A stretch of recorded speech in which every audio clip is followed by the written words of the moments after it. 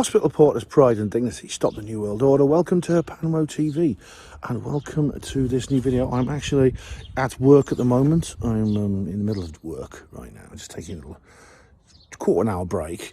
But after work, I'm going to go to London. I'm going to head straight for London. It's like a great escape. Get on a bus, get on the coast, things like that. Because I'm going to Anthony Peake's book launch, which I'm very much looking forward to. That should be good fun. This is his new book called Cheating the Ferryman, which I'll show you later. I've got a copy with me. And he's being launched. It's already on sale. You can buy it. It's having a formal launch at Watkins Books in London tomorrow afternoon. Now I'm coming out, I'm doing down this afternoon because I'm actually doing something before that. I'm doing something this evening and I'm staying overnight in London. What I'm doing this evening, I'm meeting up with one of you, the viewers. He's one of the viewers, regular viewer and commenter on my channel. I was offered to meet up with me, and of course, I'm being a social sort of chap I am. I said, yeah, by all means. So that's I'm going to go up and meet up with him. It's going to be a bit of a rush actually to get down there. I'm going to have to. Well, I was thinking about getting the train actually, but I thought it'd probably be alright on the coach. But we're supposed to meet up at 7:15. I'm not sure I can get there that soon. I'll have to just tell him. I mean, he knows that I might be a little bit late, but I'll get there as quickly as I can, basically. In the meantime, I've got to just do this afternoon's work and then head off. So we'll see you later. Well, I'm on the coach already. It's only 25 to 5, so I'm making good time. Should be able to check into the hotel before I go and meet my friend, so that should be nice. Now, I'll show you the book. I'll just show you the book right now. Now there's this one, Cheating the Ferryman by Anthony Peake. The revolutionary science of life after death. He looks a bit scary, I wouldn't want to cheat him. The sequel to the best-selling Is There Life After Death? I've read that. And Cheating the Ferryman, there we go. You can pause and read that if you want. There you go, all the details there. For those of you who listen to Panwo Radio, you'll know that I've interviewed Anthony Peake a couple of times. And I'll put a link in the description box as well to the last time I went to London to see an Anthony Peake event. I combined it with the alien autopsy. I won't be doing that this time.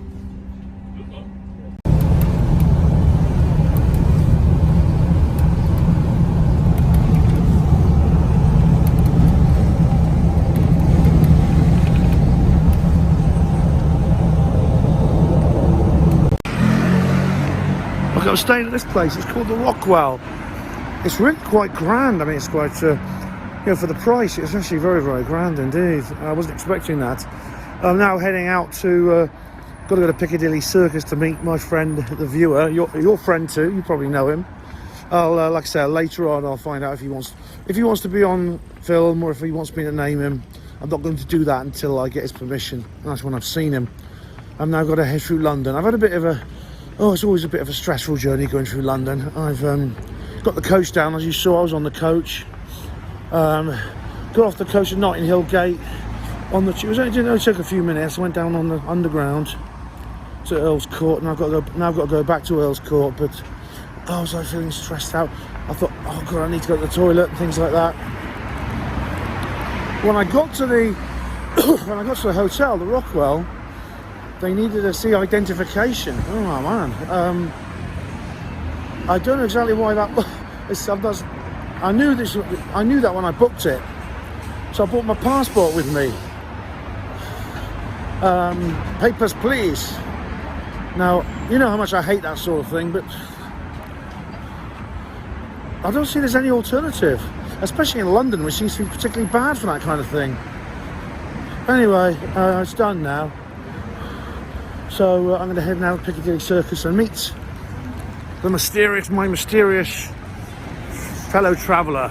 Well, hello everyone. I'm in a restaurant. It's called the Hawksmoor, which I think might have something to do with Nicholas Hawksmoor. I'm not sure, but it's a nice restaurant. I've had a lovely meal. I'm here with the lights were low, although he doesn't want to. He's sitting right over there, but I will not show him to you. because he wishes to remain faceless. He's not nameless, but he is faceless. So I've had a good evening. It's been good fun. We've had a good meal. Nice restaurant, and as I said, I've got a feeling this restaurant might have something to do with Nicholas Hawksmoor, the famous architect, who built lots of churches in London with Illuminati symbolism. He's a draftsman for Sir Christopher Wren. I'll try and look into this a little bit more later when I get home. But yeah, I'm full up, totally full up now.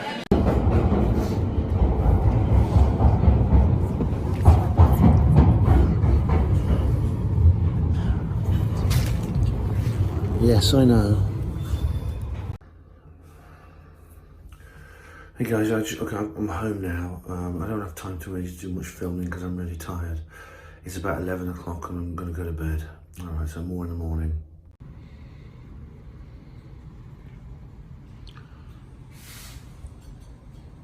Breakfast, eh? Very nice. I'll show you the view out the window. Nice, isn't it? Okay guys, this is your traditional Panwo TV hotel room tour. This is the Rockwell here in London. It's this is a hotel here, as I showed you the outside of it last night. When I arrived, I think I might have mentioned this, but just in case I'll mention it again, I had to show ID at the desk. Now this is something that I've never had to do at Travelodge or Premier Inn or anywhere like that. I had to take my passport with me and show it, and you know how much I hate doing things like that, but there you go. It's a minor inconvenience, but there you go. But they photocopied my passport. It was a bit like being checked in at a police station when you're being arrested. But, I suppose that's the way the world is, and you know, I don't like it. You know what I think about that, so I don't have to repeat myself. But this is the hotel room here. I'll give you a quick 360. It sits on Cromwell Road. This very wide and busy road that bisects Kensington here in London, and it's small. It's actually small and rudimentary, this room, but it's very comfortable. This bed here is very comfortable indeed. I slept very well there last night. Instead of the cherry picture you get with Travelodge, you get this nice picture of a sailing boat there. It's nice.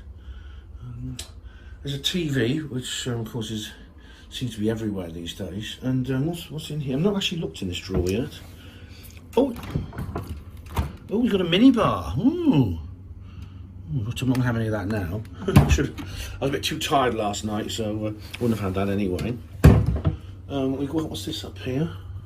Oh, it's a switchboard. The electrics. Now, one thing that's immediately absent is the kettle with the tea and coffee making kit.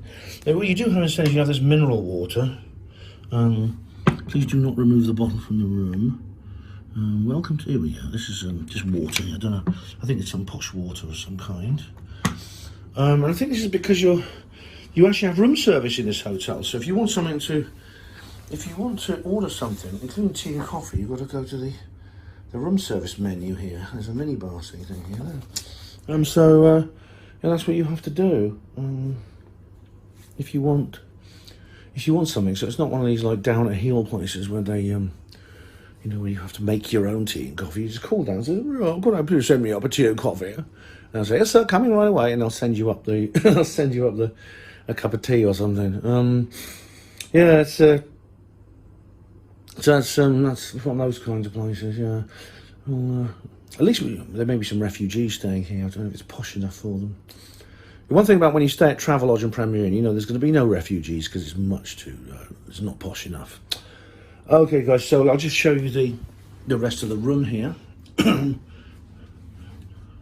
is just the way out. See, there's a map of the top floor. It's in one of these old townhouses, in these London townhouses, which I'll show you some more of that in a minute. But anyway, when you come in, you have to put your key card in there. I remember there's several other hotels like that. I remember the Radisson Blu when I went to Exopol. That was like that, Exopol Leeds. There's the toilet and sink, and you get all these toiletries and things, you know. I haven't used them yet. There's your soap and what's this? Shoe mitt. Don't my shoes. Shower cap. And sewing kit. Oh, right. You have all these things here. Shampoo and conditioner, not really necessary for me. Body wash. Hand and body lotion, nice. There's a psycho shower and things like that. Yeah, I'll show you the. Oh, you got a dressing gown as well. Nice. Not the Bichon. We go over here. Now the view out of the window. I'm right up on the top floor here, and the view's actually quite interesting. You have a double set of windows here, because probably to prevent you getting sued if someone accidentally falls out. You know, if even someone deliberately falls out, you probably end up getting sued. You get like this good view over the over the rooftops of London. You know, it's like in that film in Mary Poppins. There's that scene where they go up onto the roof and with the chimney sweeps, and they say there's a separate world up here. Now there's no chimney sweeps these days, or very few of them, but there is a kind of like rooftop world in London. You can see here people got these. You get these classic London townhouses with flat roofs, multi-storey buildings with flat roofs and these ridges around the floors. That's traditional London architecture. You may remember my Alien Autopsy film. And the view, you get to see a bit of that here. There's a spire sticking above it, and the chimney to pots, and people with roof gardens, satellite dishes. Actually, when the Beatles did that, there's a Beatles concert where they go up on the roof. I remember. So that's yeah, it's quite something. You get quite a view. Reminds me of Copenhagen, actually. If you remember the hotel I stayed at Copenhagen, where it's very high up and you can look down on and see all the roof gardens that people have. Funny enough, the breakfast, I showed you a bit of the breakfast room. That's a bit like Copenhagen as well. In that you have like, well, I had like my full English. I tried everything. I won't need any lunch. I tried everything, and yogurt, croissants, pain au chocolat, toast, full English, you know, and but they have like different kinds of hams laid out and things like that. What they called they call it swincod. I remember I'm sorry if I mispronounced that, in Danish. We have all kinds of different hams and like different kinds of bread, and that reminded me very much of Copenhagen. So now I've just nothing to do now except wait. So I'm going to read my book for a bit. I've got to check out by 11, and then make my way to. I've got to go to the south. I think it's the south. Is it the South Bank Centre or the South Bonk Centre? I can't remember. But I'm going to meet up with Anthony and everyone else there. So I'm looking forward to that. So see you later. Hey guys. Okay, I just got to wait now. It's about 10:15. There's no reason really for me to check out any time before. I'm supposed to check out at 11. So I'm just going to sit here and read a bit more of Anthony's book. That's really, really good. I've had a great time here at this hotel. It's been really, really good. It's a nice hotel. Nice. Breakfast was lovely. It's really good to meet the lights below, to realise he's a real person. It's good. He's a good guy. We had a good time together last night, and had a good chat. And so he was really, really cool. And he's someone I've known online for like ages, but see, these online relationships, you don't really, I suppose it's this kind of unreality to it until you actually meet the person. And now I've met the person, so that's really, really great. Okay guys, so I wonder what today holds in store for me. We'll find out. Well, I've got an appropriate t-shirt, as you can see. I've got my Dreaming Saucers t-shirt on again, so that should fill me with the right kind of energy, I think. I'm just going to read a bit more of Cheating the Ferryman before I head off to meet the author. Right, ladies and gentlemen, I've decided to steal this from the hotel. Well, I say steal, it's not really. These are meant to be given away, aren't they, to guests? Hand and body lotion, mandarin, jasmine and vanilla. 100% recycled bottle. And there's the ingredients, you can get that. Yeah, so thing is, I need to use a lot of moisturiser on my skin because I suffer from dry skin. I've had it for many years, and so I have to use a lot of moisturiser, and so I might as well take this. I mean, it's there for the guests, so I've used a bit of it already, so I'm going to take the rest of it home.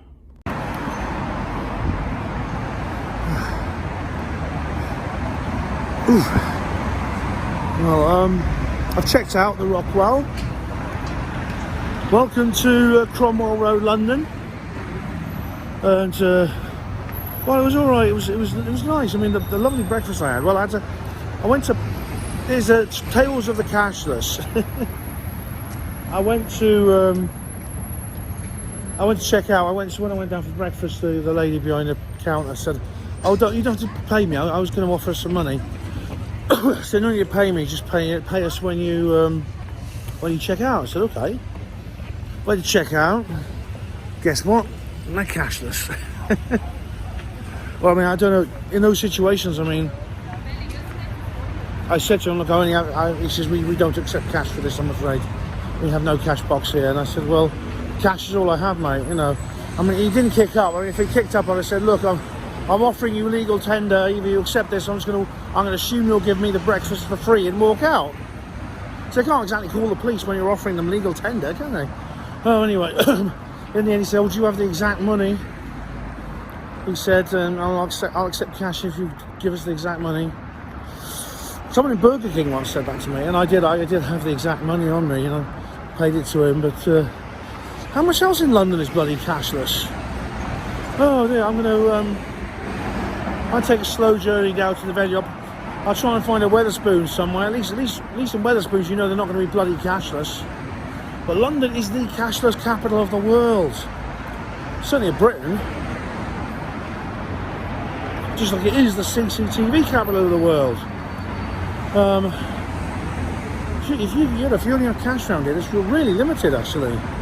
And what you can buy, where you can go, things like that. So let's see how I get on. I'll let you know if I have any other experiences like this.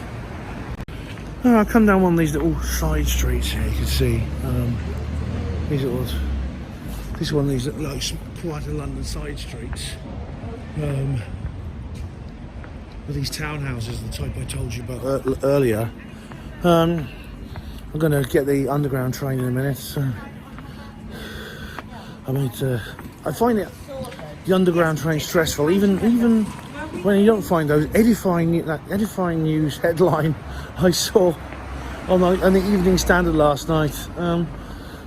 It's still pretty stressful. Anyway, I'll come down if it's a bit quieter. I've been reading Anthony's latest book, Cheating the Ferryman, which I showed you. This actually was going to be this is the title he wanted to give. Is There Life After Death? That was his first ever book, it's the third book of Anthony's I've read. I've read that, I've read The Daemon, and now I'm reading this one. Now, Cheating the Ferryman is his theory, and Cheating the Ferryman refers to the Greek myth of the river Styx. Now, according to the Greek mythology, there was people's souls that died had to cross a river called the river Styx. And the idea was there was a ferryman whose name was Charon, and he's very, very similar to the Grim Reaper, the skeletal figure with the big black cloak. And he would punt the boat across the river Styx to to Hades, the land of the dead. And you would have to pay the ferryman. Apparently, you basically, if you lived a good life, you had money, you basically had a kind of spiritual social credit which you could pay the ferryman with. Otherwise you couldn't get across into Hades, into the kingdom of Hades. According to Anthony, you never actually get there. You cheat the ferryman. But what he says is basically that you have see, the answer to the question in the title of the first book, is there a life after death? The answer is yes, but in an unusual way. Anthony's ideas are quite unique, although not completely unique. I referred to this in the film The Discovery. Do you remember when I did my review of the film The Discovery? To remind you, I won't put a link in the description box, but you can find it. It's a film about an eccentric scientist called Dr. Harbour. He's played by Robert Redford, and he discovers proof of the afterlife. But it turns out that when they start exploring people's past life memories, they discover that things are not quite as they seem. So, for example, a person can have a past life in a hospital and they die in a hospital, or their relative dies in a hospital, yet the layout of the corridors is slightly different. Or someone knows someone who has someone in a past life and they have a tattoo, but it's slightly different to the tattoo they have in this life. And this is straight out of Anthony Peake, because according to, I think it's an embassy over here. Is this an embassy? Yeah, I'm going to have a look at this. According to Anthony Peake, that's what actually happens. We have a past life that's almost exactly like the one we have now. There are a few subtle differences, but basically our past life, I'll go into some more detail later when I've heard Anthony speak. This is some kind of, what is this? Is an embassy? You can see that there, yeah. I don't know what that flag is, but it doesn't look familiar. So these little kind of mews, these used to be called mews, places where stables were for horses. They're now houses. Now these stable things, now car parks and downstairs rooms and things. But the idea is that you could, your future life is almost exactly going to be like the one you had now, and your past life is almost exactly like the one you had now. There are a few little changes, a few differences, and these differences, when they add up, can be infinite. Infinite to the point where you make a decision at some point early in your life and end up living a completely different life. I mean, it's an interesting idea. I mean, it's rather like the film Groundhog Day. If you remember, if you've ever seen Groundhog Day, it's a very good film starring Bill Murray as this reporter called Phil, and he goes to bed one night and he wakes up and it's exactly the same day again that he had before. But not everything happens the same. He uses his own agency and his own knowledge of past what happened the previous day, in other words the same day, to do it better and better and better. In one case, in the first, he ignores a homeless man sitting on the street. Then that man dies, and he says, when he comes around again, he says, "What's going to happen tomorrow?" And the next day, he saves that man's life. You see things like that. It's just little things like that. But then that leads some strange. There's some strange kind of paradoxes. For example, I'll ask Anthony about this when I see him. If for example, my father, he happens. I mean, I don't necessarily go along with this idea that people are destined to meet. It's kind of like a prearranged kind of meet. Even though when you fall in love, it can feel like that. When you fall in love with someone, it can feel like it's meant to be. But there's potentially, you could have any number of different wives, husbands, boyfriends, girlfriends in your life. Therefore, all these different lives you live, even though they start off the same and appear to be in the same universe, you're not always going to have the same children. So presumably in some universe where some of my dad's lives, I don't exist. Indeed, my daughter doesn't exist in some universes where I have other lives. Or indeed, my first daughter, who was stillborn, she actually does exist, and she lived. You see, these kind of paradoxes. I'll have to ask Anthony about that when I see him. Yeah, but it's an interesting idea. I mean, one thing Anthony's constantly complaining of is that other people keep stealing his ideas. He comes up with an idea, and then someone else says, "Oh, I thought of that first." And someone else publishes something similar, and he says, "Oh, that's my idea," which I suppose does happen, unfortunately, and it's very dishonest. It's something I would never do. But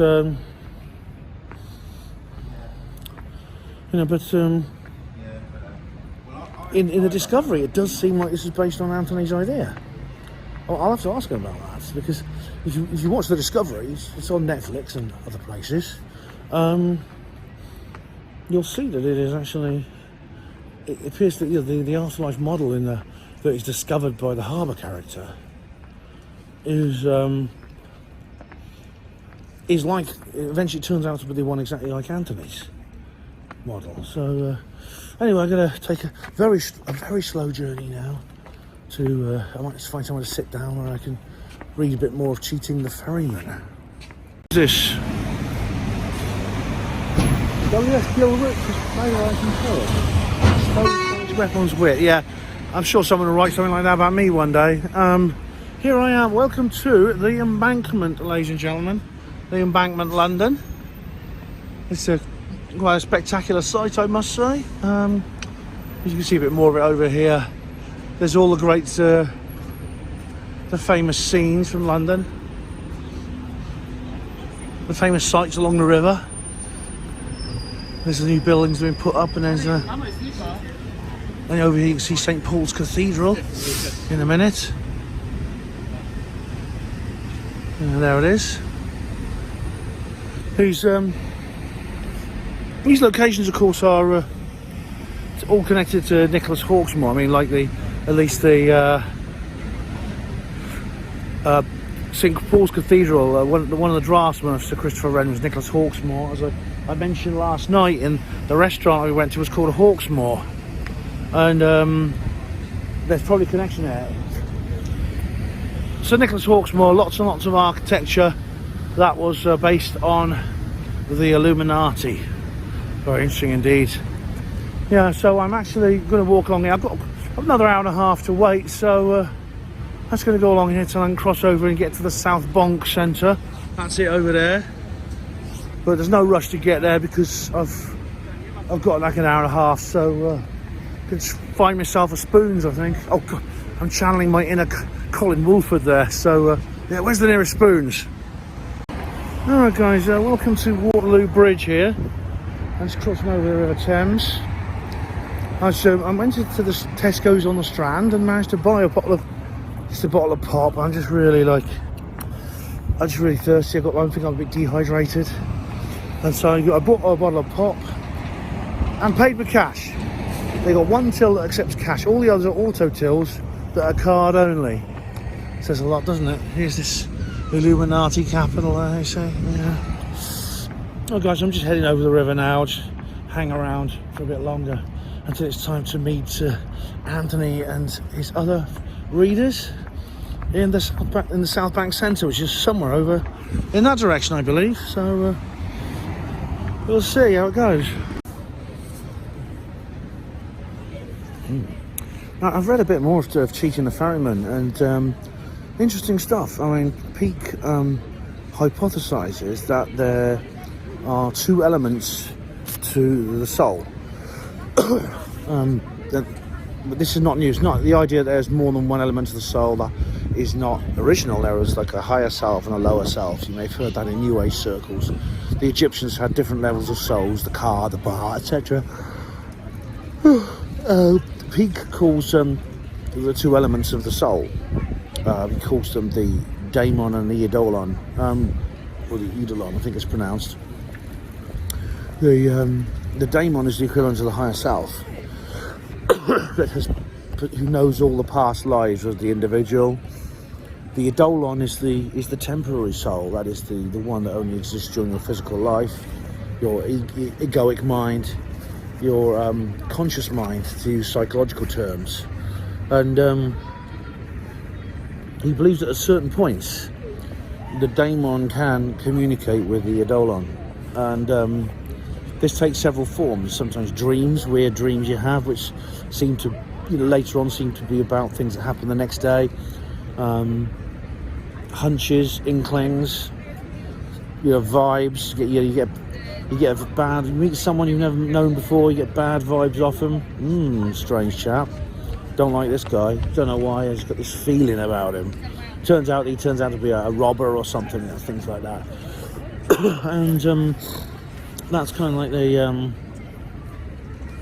that's how and occasionally you get more direct communication, and that the daemon can actually appear to the eidolon as a doppelganger, as it get like ghostly forms like the doppelganger. And I myself, as you know, I have encountered my own doppelganger, I believe, or what looked like one, and either that or it was my secret twin brother I don't know about. I have to ask my dad.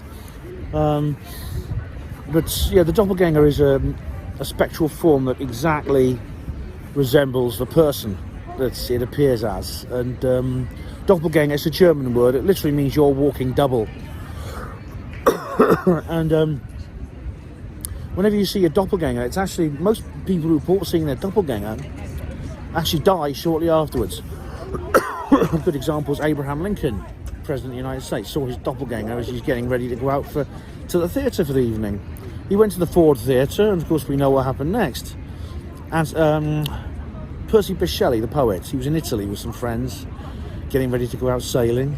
He was in his bedroom, looked around, saw his doppelganger. The boat drowned, killed them all. The boat sunk, and they all drowned and died. Everyone on the boat, including Shelley. See, that sort of thing. So I was very careful crossing the road after I saw my doppelganger when I walked home. But I mean, that was about 8 or 9 years ago, and I'm still here, so I seem to have survived. But there's other ways that the daemon communicates with the eidolon.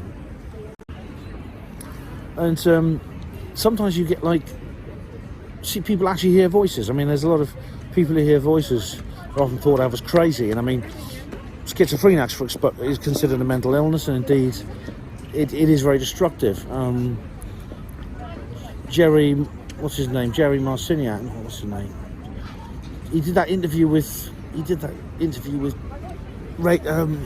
James Dellingpole. I can't remember what his name was. Jerry Marciniak or somebody.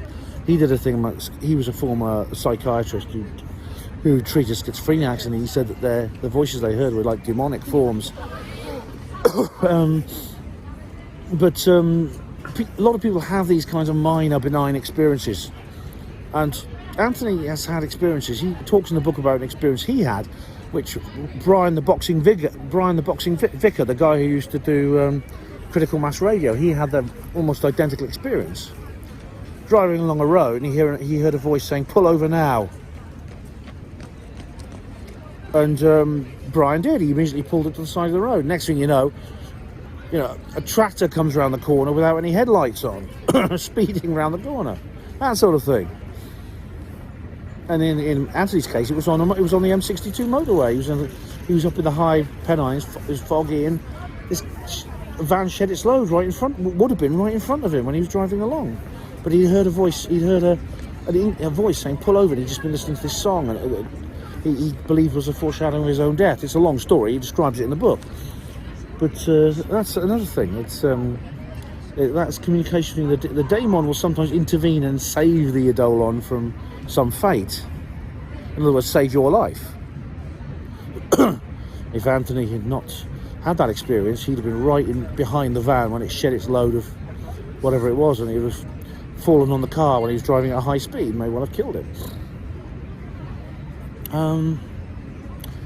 Deja vu. Now, deja vu is another one. I mean, I think does anyone not get deja vu? It's a French word. It means already seen, and it's where you suddenly think, "Hang on, this happened before." It could be anything. You could be doing anything, and you think, "Oh, this happened before. I remember this happening before." And it's like, it hasn't happened before. Again, you might meet someone, you think, "I know this person already." Things like that. Well, that's sometimes it doesn't happen all the time. I mean, sometimes it happens to me quite regularly. I mean, one day I remember I had 3 or 4 sessions of deja vu, things like that. And, it's not a common thing. It's not like sleep paralysis. I get that about once every couple of weeks. But deja vu I do sometimes get. So that's again, it's you're remembering your past life, your past cycle, when you were in this life before. Very interesting. I mean, I don't know if.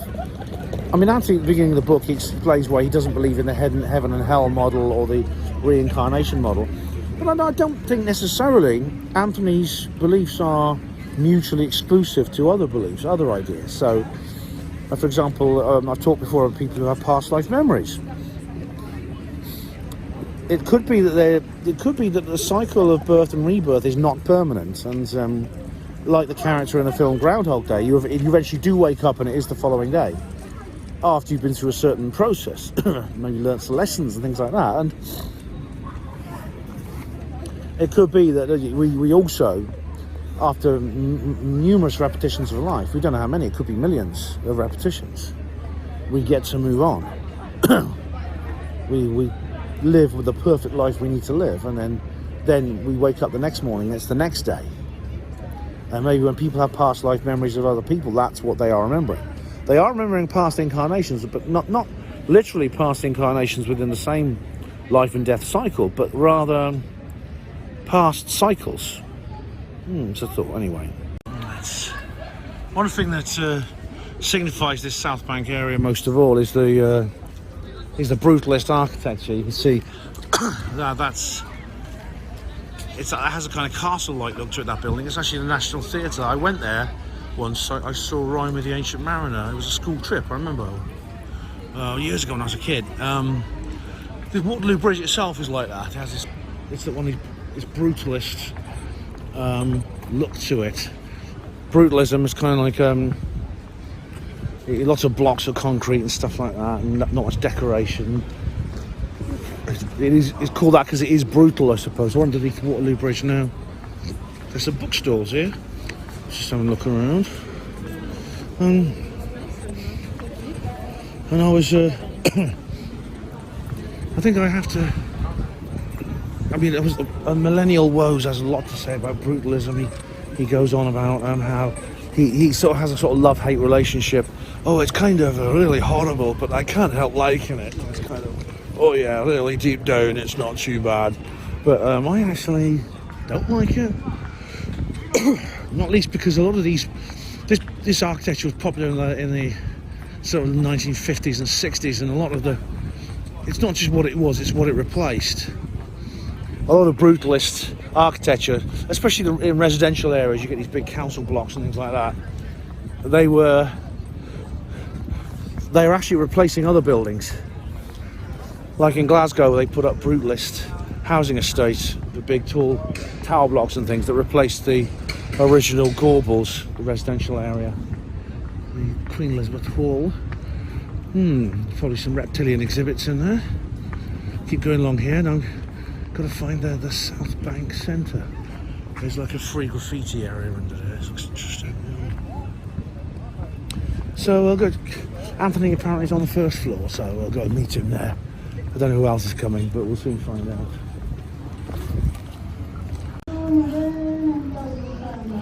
Well, this is the South Bank Centre. I'm glad I got here early actually, because it seems to be quite a large place. I don't know exactly where Anthony is. It may take a while to find him actually. He said he'd be on the first floor. Well, I think that's here. I'm not sure exactly, but I'll keep wandering around till I find him. Yeah, he's here for a few hours anyway. But this is it anyway, this South Bank Centre. It's weird noises coming from it. Yeah. I haven't seen anyone I recognise, but I expect I will at some point. I invite Colin, he can't make it, and the crafty nihilist might have thought they might have come, but they couldn't in the end, so it's just me and whoever else turns up.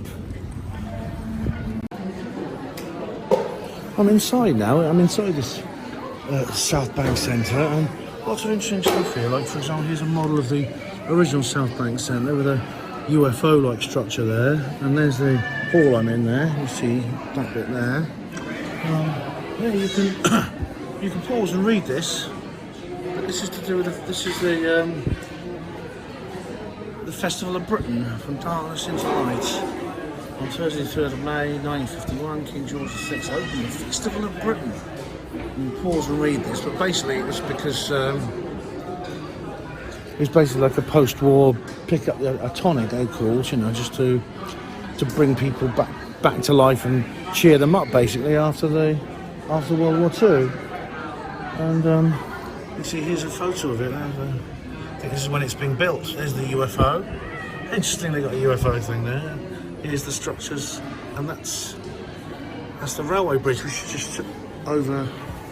You can just see it over there. That railway bridge, just there. Yeah, look, interesting stuff here. Ration book, rationing. Do you remember? Rationing was still enforced then.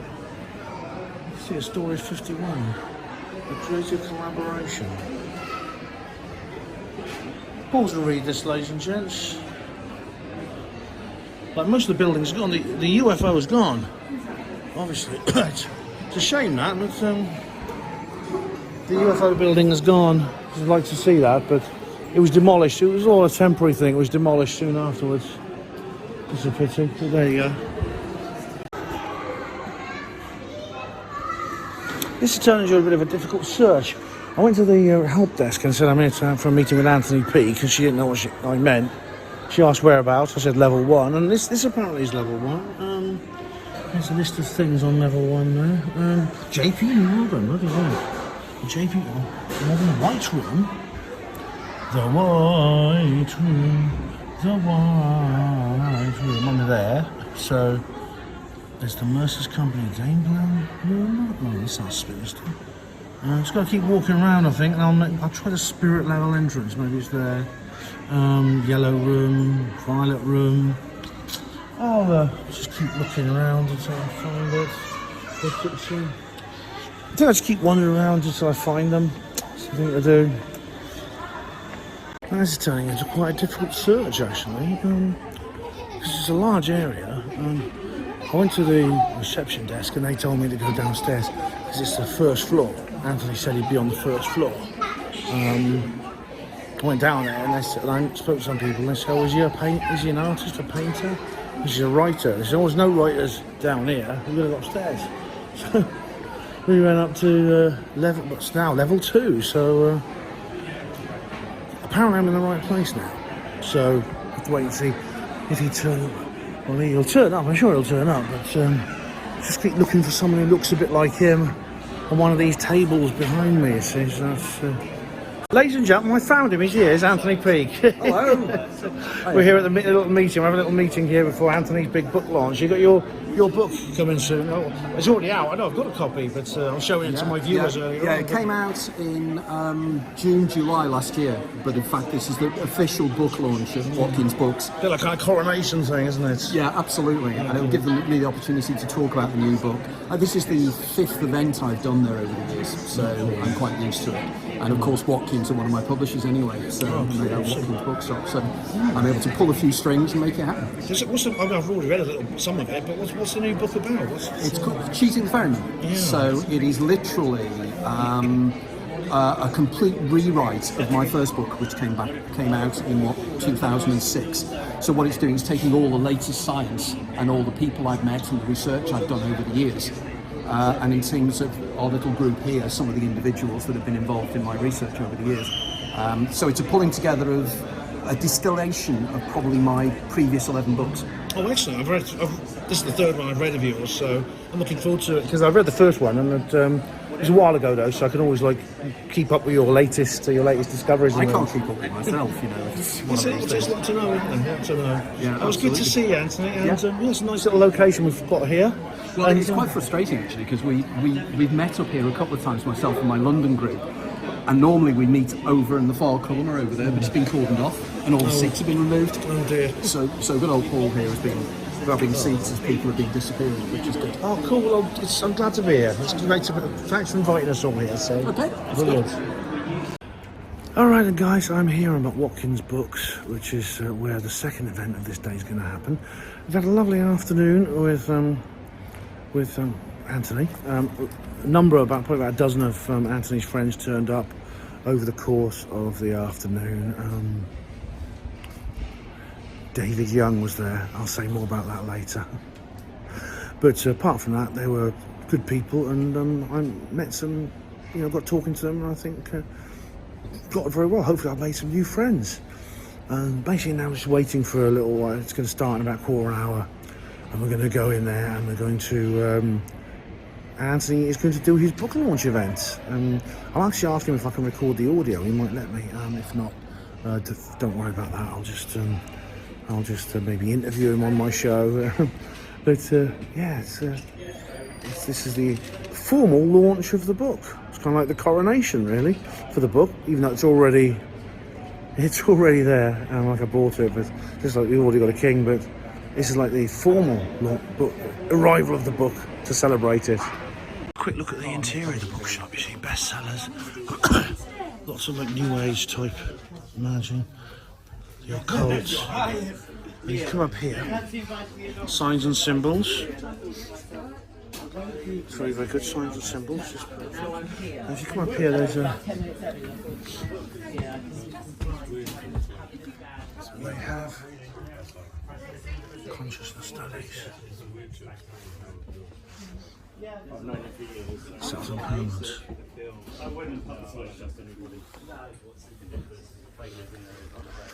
Jungian psychology, of course. You can pause and read this, guys. And they've got Ken Wilber.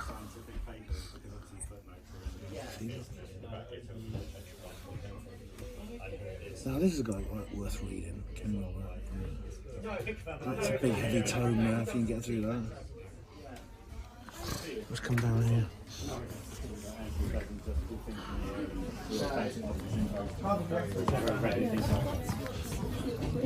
Excuse us. I'm sorry. Sorry. Grand. I'm just going to go over. I'm just going to go over here and look over here. See, look. Look at this. Look at these statues and crystals and things. Isn't that amazing?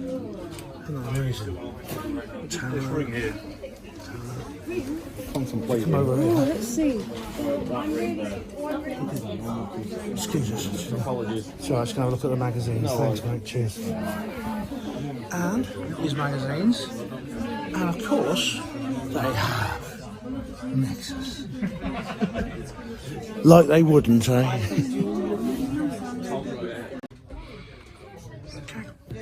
I'm down in the basement of Watkins Books now, and as you can see, there's like some seats have been laid out for us to sit on. I've got a good seat here, and I'm just waiting, stuck by these historical astrology books, which is quite nice. We're just now waiting for Anthony to appear. I've got to get a copy of his book, another copy of his book actually, for someone else, because I did say I'd buy someone one, so I'm going to go and do that now. Anthony's going to appear very shortly on that chair over there. Now, as you can see, there is an official recording going on, so I won't be doing my own coverage of this particular event. Okay, so see you at the other end. There's a myth and legends, ancient civilizations. This place reminds me of Glastonbury. It is just like Glastonbury here. There's more people arriving, so I think they'll be starting very shortly. Now, quantum neurology and quantum biology, because it's now discovered that quantum effects are involved. Even photosynthesis is a quantum effect. Okay, this is apparently is a bit of history for you. We're in the street at Cecil Court. We've just finished. We just come out. We went to the pub, of course. Wolfgang Amadeus Mozart, famous composer, actually lived here. I mean, that's news to me. I thought he's Austrian, but no, he actually he actually spent some time here in London. So yeah, that's quite something. Okay, guys, so I've come out of the pub. Now at Victoria Station. It's very significantly redesigned Victoria Station. Give that a go.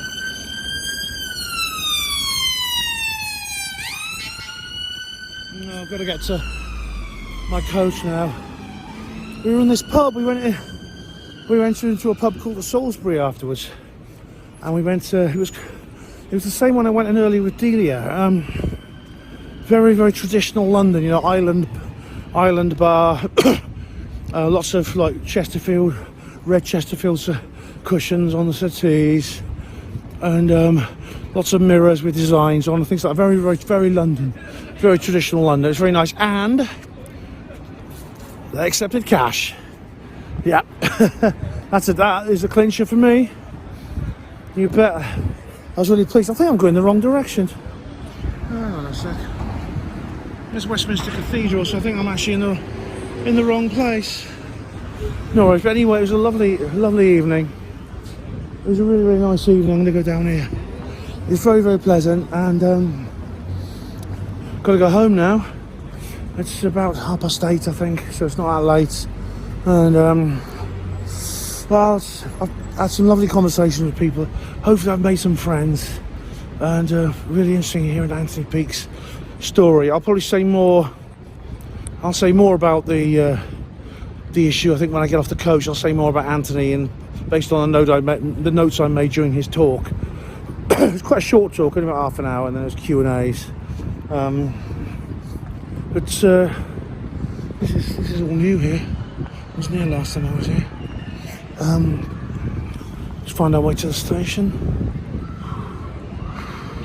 I'm gonna try and let's try and find something.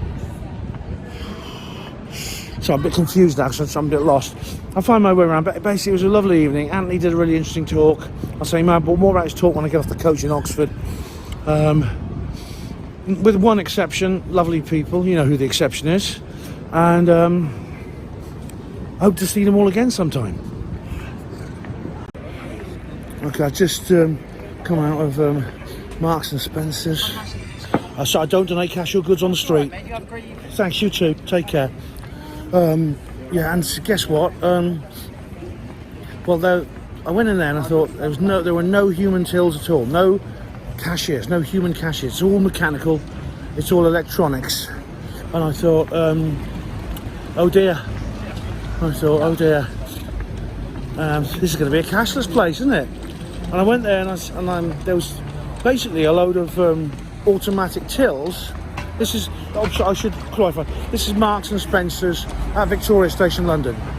There was a load of there were a load of people. There were staff there. They were all like yellow suited kind of security guards, stroke human shepherds, whose job was to corral the human cattle into the lane where they pay for everything by addressing a machine. Please place your items on the till. Please scan the first item. Do you like to have a bag? Please place carrier bags on. It's that sort of thing. And I said, oh right, do any of these take cash? And I expect to say, no, we are cashless now. And no, there's like about a dozen of these auto tills, self-service tills. 3 of them accept cash. And I said, all right, okay. And she gave me instructions how to use it. I know how to use them, but then I said, you're not planning on getting rid of these, are you? She sort of, I don't think she knows. I mean, I forgot to do it at the South Bank Centre, but every time I come across a cashless place, I ask them 2 key questions. When did you go cashless? The answer is inevitably lockdown. Do you have any plans to go back to using cash? The answer is no. I've never had a single person serving me tell me, yes, we are going to go back to cash. Now all the restrictions are lifted, we are going back to accepting cash. Never. As it happens, I've managed to buy some food. That's the only dinner I'm going to have this evening. I'll eat it on the way home. By the time I get home, I'll be ready for bed. Basically, well, I don't need to repeat myself, do I?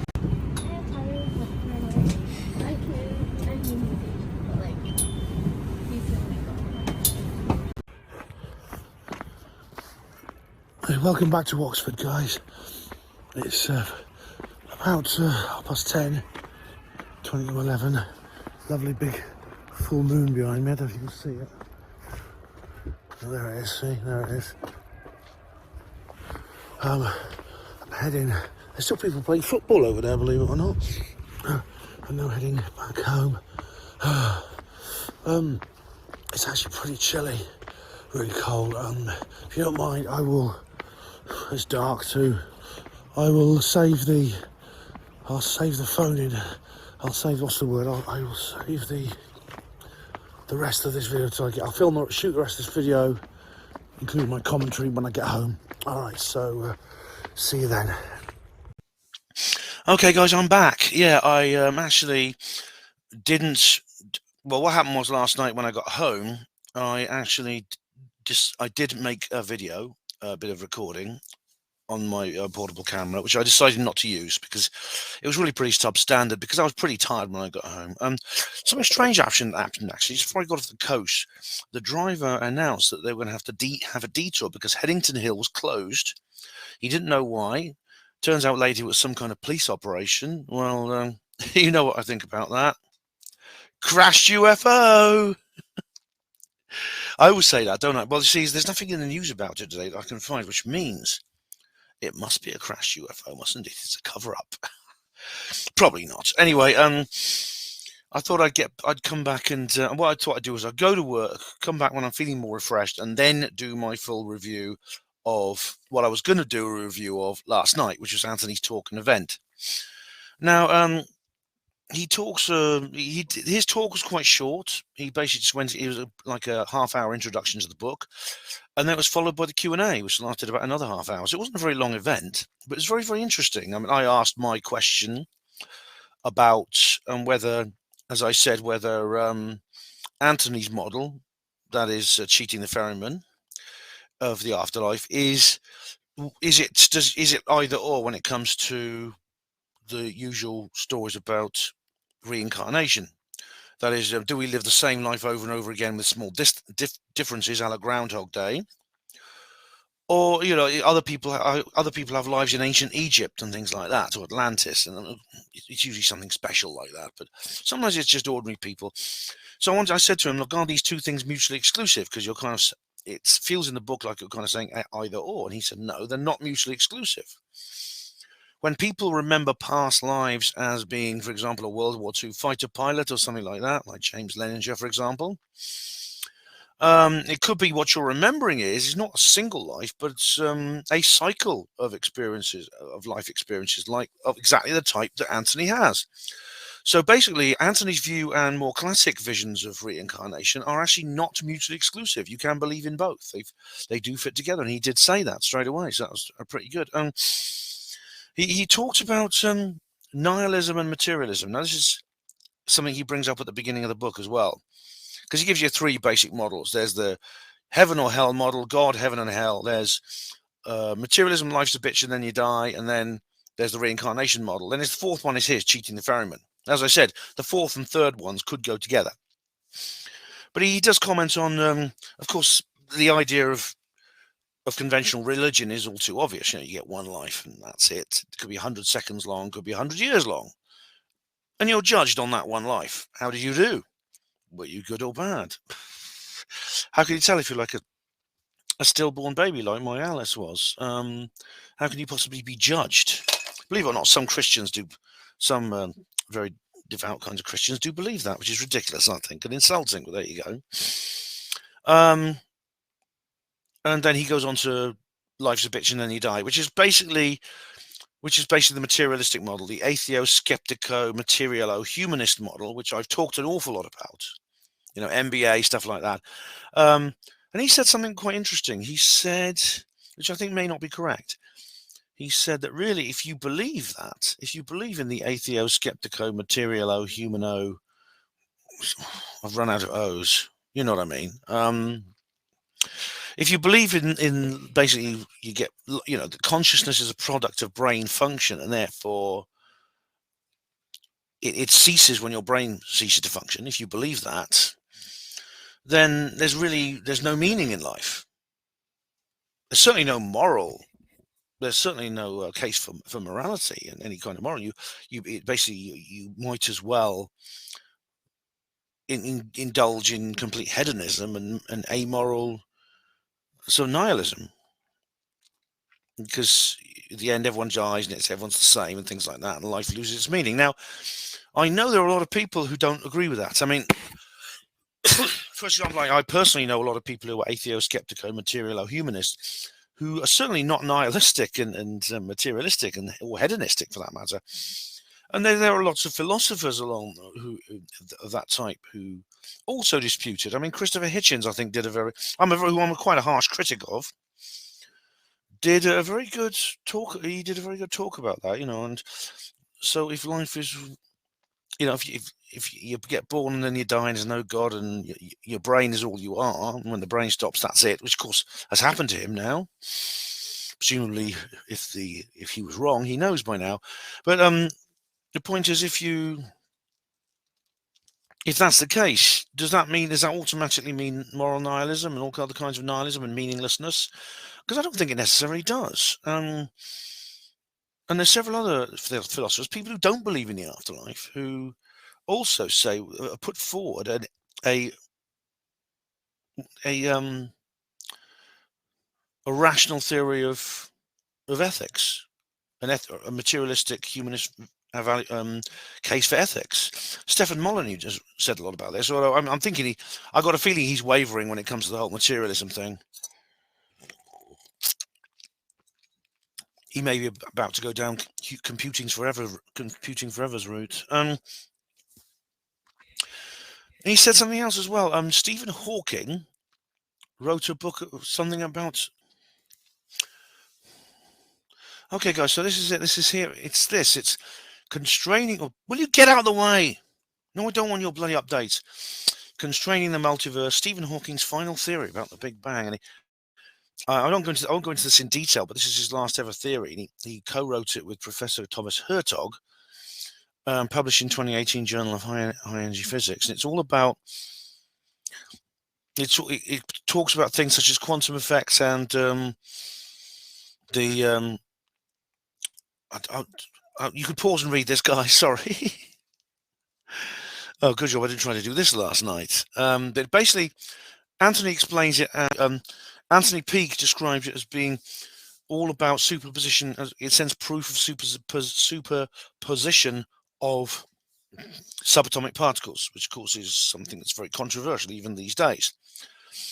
And he said basically that really, because all the entanglement of all the different particles was kind of decided at the moment of the Big Bang when these particles were created, that really everything is really predictable from there. So this is not unlike something I think Isaac Newton said a long time, many centuries earlier, because he said, it was either him or someone else who said, all you had to do, once Newton had worked out the forces and things like that, all you had to do was go to every single point in the universe and work out all the forces acting on that point, and therefore predicting the rest of eternity would simply be a question of doing the sums.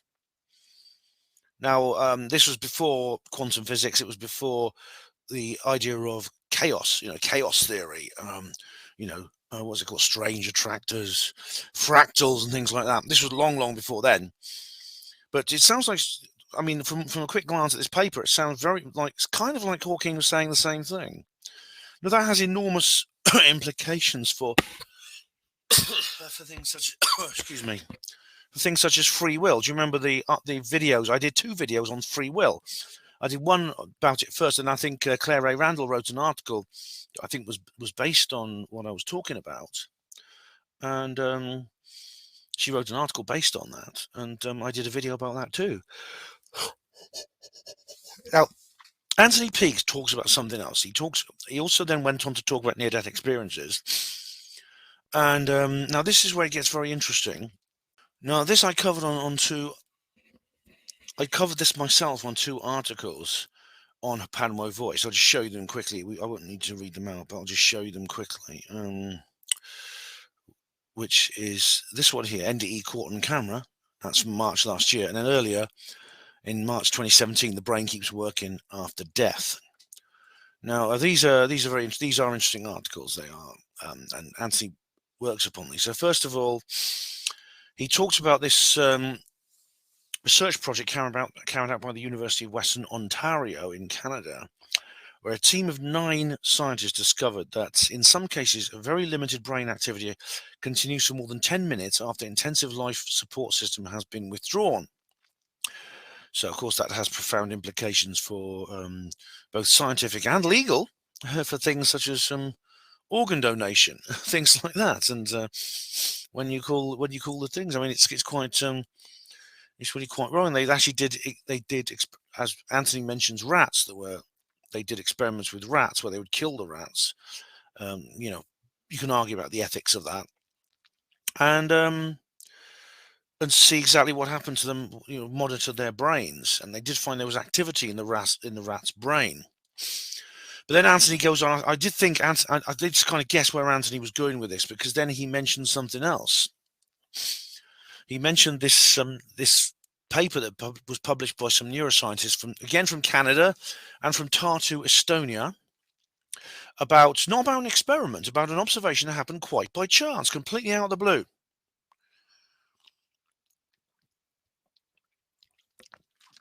This is one for the flatliners. I don't know if you've. So you can't actually do these experiments, really. For example, you can't kill people in experiments. I mean, that's kind of like the film Flatliners. Now, I do recommend that film. If you haven't seen Flatliners, do watch it and watch the original one, not the remake. As always, the original is the best. Although the remake's not bad, but yeah, definitely. But this happened quite much. You can't actually kill people in the laboratory like in Flatliners because you might not be able to bring them back. But this happened by chance. What happened was they were incredibly lucky or unlucky, depending on how you look about it. But they were doing an electroencephalogram on an epilepsy sufferer, an 87-year-old male. He was fitted up with an EEG and an array of electrodes on his head, attached to his head, which were measuring his brainwaves. But during this routine procedure, guess what? He suffered a heart attack and died. Now, leave aside the tragedy of that. It gave the doctors a unique opportunity because what they discovered was extraordinary. The man's brain continued to function for 30 seconds after the cardiac arrest, and in those seconds, it went through the same activity that it would when dreaming or recalling memories, according to this paper. So this is very much like the rat brain study. I wrote another article on this. Where is it? Here we go. Oops, this is the new research on the brain at death. I talked about the Sampania and the thing he did, which is very, very interesting here. Now, of course, as I said before, on a practical clinical level, it raises the questions about when death actually occurs. When can someone be called dead? Because there was a time when when your heart stopped, you were called dead. You were declared dead. And then technology arose in the 20th century, such as defibrillators and various drugs, that meant they could actually restart your heart after it had stopped and bring you back to life, essentially, from the threshold of death. That's why you get so many more near-death experiences at that time. Before then, it was quite a rare thing because you never got near-death experiences. You were either alive and well or you were dead. So it's becoming increasingly fuzzy about when death actually occurs. And as I said, there are ethical implications for organ donation, when you pull the plug, things like that. And this guy, it was very interesting. He's a lead publisher of the study. He's called Dr. Ajmal Zemar, and he said, this was actually totally by chance. We did not plan to do this experiment or record these signals. This could possibly be the last recall of memories that we've experienced in life, and they replay through our brain in the last seconds before we die. If I were to jump on into the philosophical realm, I would speculate that if the brain did a flashback, it would probably like to remind you of the good things rather than the bad things. I think there's something mystical and spiritual about this whole near-death experience. And of course, I don't know what he means by that. He could be talking in a very, very broad metaphor. But it's ironic, of course, because the skeptics will naturally, indeed they have, interpreted this discovery as the evidence they've been looking for to prove that the NDE can be explained in purely materialistic terms. It's just a wanton chemical orgy as your brain shuts down. That's exceeded. Straight after that, immediately, totally and permanently, you are brown bread, mate. Annihilation and nothing else. So that's what the skeptics have always longed for. Now it appears have they got it. Now, whether that's true or not is going to depend on further studies, because it depends on whether the human brain is actually capable of the feats necessary in terms of organized thought that could reproduce the entire NDE phenomena. So, for example, you could say, well, there's activity in the brain during this experience this man had. Therefore, some might claim, well, that activity in the brain is what causes the NDE. But the NDE is very lucid. It's very organized. It's a product of very organized thoughts. Now, does the evidence that you see, does it mean necessarily that thought is structured enough and the activity in the brain is structured enough to produce the NDE? This very lucid, very vivid experience. So, for example, I mean, the guy could have an epileptic fit. I mean, he was being treated for epilepsy. Is it possible that what was picked up by the EEG during this moment of death was actually an epileptic fit? Because, of course, when people have epileptic fits, it's very disorganized. The activity is very disorganized. People usually don't have memories of epileptic fit because the brain is not in a fit state to record any memories and to give you an experience. You essentially become unconscious while your brain goes crazy. This is the point that Dr. Peter Fenwick made about these kinds of experiments. I don't know, he hasn't actually commented on this specific one, but he's commented on others that are the same. So that's a reason not to jump to conclusions, I think. And the skeptics, of course, will jump to those conclusions because it's the kind of conclusions they like. But if you're going to be rational about it, maybe you shouldn't. Now, Dr. Zemmer has tried a few times since his impromptu data, which he collected a while ago in 2016, but so far he's not reproduced the conditions of the original experiment, which is probably just as well for the patients. Now, another thing is notional time. Now, Anthony brings up notional time, which is very interesting because I've talked about notional time very recently, actually, in the Mayan calendar 2012 special. If you remember, I did a thing about notional time and how you know how long time, not how long time is passing according to the clock, but how long time feels like it's passing. And Anthony mentions a very good point, which I hadn't thought of before. Time is something you can't measure with something else. For instance, a clock doesn't really measure time. A clock just sort of synchronizes with time and gives you an indication of how fast it's flowing. It doesn't actually, what's the word? It doesn't actually, it doesn't, time can't, time just is on, it's on its own. You see, it's kind of on its own. It can't really, there's no gauge really that can measure time. A clock is not a gauge, it's just something that keeps up with it. And of course, you have to very often put a clock right according to other more accurate timepieces, such as the atomic clocks and the stars and things like that.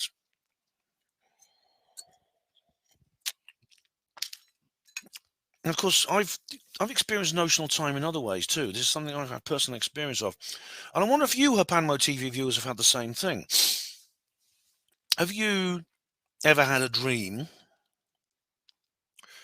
and the dream seems to last longer? It feels like it lasts longer than the time period you're asleep. For example, you have a little afternoon nap for an hour and you have a dream that seems to last for a couple of days. Because that's happened to me. Happened to me a lot, yeah. Now, according to Anthony, there are other, Anthony was talking about this in relation to NDEs and things like that, about how your last second could last a year, and there's like an exponential slowing down of time. It's kind of like Zeno's paradox. You never come to the end.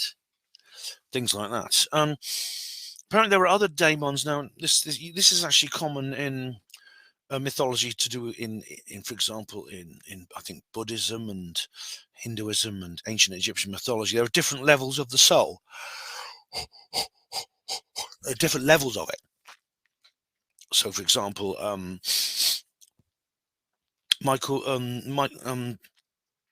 Anthony talks about how there's the daemon, which is your higher self, but above that, all the daemons, it's like Bill Hicks, we're all one consciousness experiencing self subjectively. The daemon there's a collective unconscious for the daemon as well, which is called the Uber daemon. Now that's the collective unconscious. It's not the daemon's taxi driver. But it's called the Uber daemon. Now above that, it's called the Go daemon, which is the collective unconsciousness for all the Uber daemons.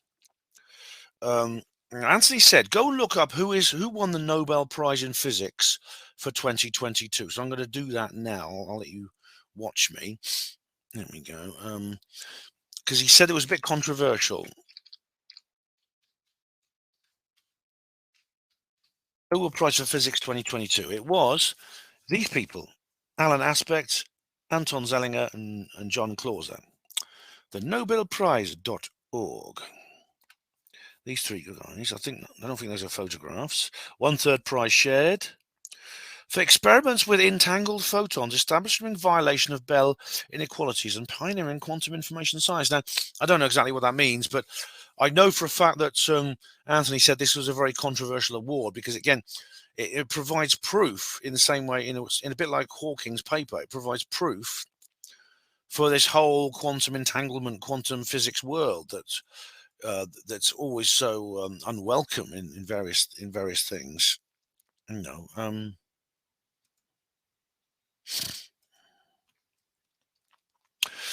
So yeah, I mean, I'll have to look at more of that, but apparently that was quite uncomfortable. Now, during the Q&A, I asked a question about. Hang on, I'm just going to see if I can improve this a bit. There we go. There we are. Oops, what's that? If I do that, oh, that's better, isn't it? Or should I go full alien scientist? That's it. I'll go full I'll go alien scientist without the misery. Yeah, Michael Newton. There we go. Whoops, that's for later. I've given you a bit of a preview of forthcoming events. Michael Newton. Book, Journey of Souls. Now, this is the books I've talked about these books before. Journey of Souls. Now, this was a book. This is a very good, interesting book. Now, if you do you remember my video review of Collateral Beauty, the film Collateral Beauty? It was actually not a very good film, but it was very well. The main character was a very good actor, who played by very good actor Will Smith. He's very well played by Will Smith, and he plays a grieving father who's suffering from prolonged grief after his 5-year-old daughter died. And he's got a pile of books, and he's studying the afterlife. And one of them is Journey of Souls by Michael Newton. Now, what happened was Michael Newton actually wrote this one, Destiny of Souls, as a sequel, out of popular request from his readers. His readers said, "You've got to give us another book. We love it so much." And as you see here, he's got like more. He's got others, apparently, it seems. It seems he's got others. Let's have a look.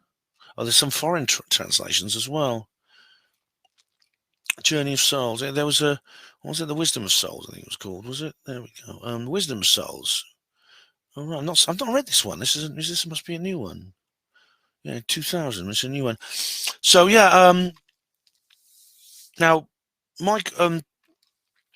I'd imagine like Anthony Anthony wouldn't agree with a lot of what Michael Newton does, because Michael Newton's not a medium, but he hypnotizes people, and they essentially exhibit mediumistic type abilities while in trance. Dolores Cannon does the same, and I very much recommend Dolores Cannon's books, The Convoluted Universe, Part 1, 2, and 3, because just ordinary people. She comes across ordinary people, she puts them in trance, and they start reporting incredible things they couldn't even know. Often using much more sophisticated language than they normally use about past lives, not just on this world, but on other worlds as well, different planets, different dimensions. According to Michael Newton, though, you go into a kind of spirit world, and you can choose your next life. You can almost pick it. It's like booking a holiday. In which case, why the hell did I choose this one? Why did I choose to be me? An alien, you know how I describe myself, an alien in a human world. It's how I feel. But anyway, maybe I'll know the answer to that one day when I get back there. I don't know. There was a question about DMT and LSD. Now, this is very interesting. This is very interesting topic. Let's see, Rick Strassman. I do recommend Rick Strassman. This guy, Rick Strassman, because he has he's written some very interesting. What have I done? Have I done it again? That one. Let me go to this. Let me do this. There we go. That's better, isn't it? I'll just go between this one and that one. That's easier, isn't it? Yes, it is. Rick Strassman. If you go to images there, his book DMT, the Spirit Molecule. I recommend that. That's very, very good. And he's worked closely with Graham Hancock. Graham Hancock. This is a good book, Supernatural. That's one of my favorite books, actually. Supernatural: Meeting with the Ancient Teachers of Mankind, which is about ayahuasca, which is a DMT based drug. Very, very interesting, that. And of course, that's not Michael's speciality, but I think he is interested in that, and he expressed an interest in the whole thing. You know, that's in the way that takes you into altered states of consciousness. I'm curious to hear him speak on that in more detail, actually, at another time, maybe in his future, but maybe it's in Cheating the Ferryman. I haven't got to it yet. Okay, and finally, let's talk a little bit about Nicholas Hawksmoor. Now, the reason I want to bring this up is because Of course, it came up because that was the name of the restaurant I went to. It was one that was just off Regent Street. So I thought I would. So I went with the lights were low for a meal, and so I just thought I would just go into this a little bit. Now, Nicholas Hawksmoor was an architect, and he was born sometime in 1661. No one knows exactly, but he died on the 25th of March, 1736. And he was one of the principal architects of his time, the English Baroque movement, and he worked alongside Christopher Wren and Sir John Vanbrugh. And Sir John Vanbrugh actually created Blenheim Palace, which you may be familiar with. I've actually done a video about Blenheim Palace, as you can see here. There's Blenheim Palace. I've done entire videos at this location. It's a beautiful, beautiful area. The building and the grounds are very beautiful. And Hawksmoor designed this gate here, this Hensington Gate. That's a Hawksmoor building. Now, excuse me. He built a lot of other interesting structures as well, and I'll just show you some of those. These are some Hawksmoor buildings, churches. He's famous for building churches in London. That's old Nick there, and there's these kind of churches here with the arches at the front. That's Hawksmoor. There's several others. There's another one. There's another church. He didn't build the Temple Church off Fleet Street. That's much, much older. That's a Templar church from the 12th century. It's much older. Did he build the Ratcliffe? Is it the Ratcliffe camera as well? Oh, no. Camera model by Nicholas Hawksmoor. All right. Let's look into more detail of that. But anyway, he was a very, very famous architect. And the reason I think it's interesting the restaurant may be named after him, I don't know. Maybe there's another reason the restaurant is called Hawksmoor. Apparently there's a chain of them across London. Maybe another reason is simply... It could be the name of the person, it could be the name of the owner of the chain, or the manager or something, or the guy who founded the chain, or his granddad or something as a memorial. I mean, I don't know. There may be many reasons. But Nicholas Hawksmoor is said to be a member of the Illuminati. He was instrumental in the creation of the City of London, along with Sir Christopher Wren after the Great Fire, which allowed the Illuminati to put all their architecture into that area, which we still see today. Things like St. Paul's Cathedral, various other things in the square mile, and yeah, I think he was rumored to be in the Priory of Sion as well. If you're not familiar with the Rennes-le-Chateau mystery, I do think there's something to the Rennes-le-Chateau mystery, despite everything. So it's just a bit of that's kind of not quite off topic, but it's kind of a bit of an aside based on simply the name of a restaurant. But I thought I'd talk to you briefly about it, and I may come back to this subject another time. Now, this was a wonderful day. I had a great time. I'm very grateful to Anthony. I'm grateful to everyone who was there. I met some people. I met some new friends, and I'm grateful the lights were low. It's great to meet the lights were low. So this really has been a wonderful couple of days I've just had. Nobody spoilt it. Now, as I said, the people I met at Anthony Peake's event, including the afternoon event, were all wonderful people, of course, with one exception. I was sort of caught him out the corner of my eye. I sort of saw him approaching. I saw this big white-haired, white goatee-bearded sort of guy approaching. Oh, by the way, Dave, it's not very fashionable to make yourself look like an ex-gay porn star. All right, just a little word of advice. Lose the goatee beard for a start, and then give yourself a bit of a haircut. Anyway, Dave Young appeared. Now I don't have to go into detail. I have done before, especially in my Larry Warren videos. I've talked about this many times. But Dave Young and I don't really see eye to eye on many things. And when he appeared, I thought, "Oh God, what's going to happen now?" Because there's only really three things that could follow from then. Either we flare up, which I wasn't going to do. I was not going to initiate a flare up because I didn't want to spoil it for myself or anyone else there. I really didn't.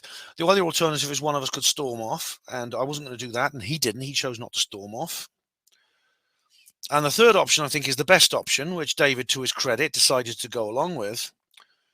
So Dave sat down and he brought some books out and he showed Anthony some books. And I was sitting literally within a few feet of him.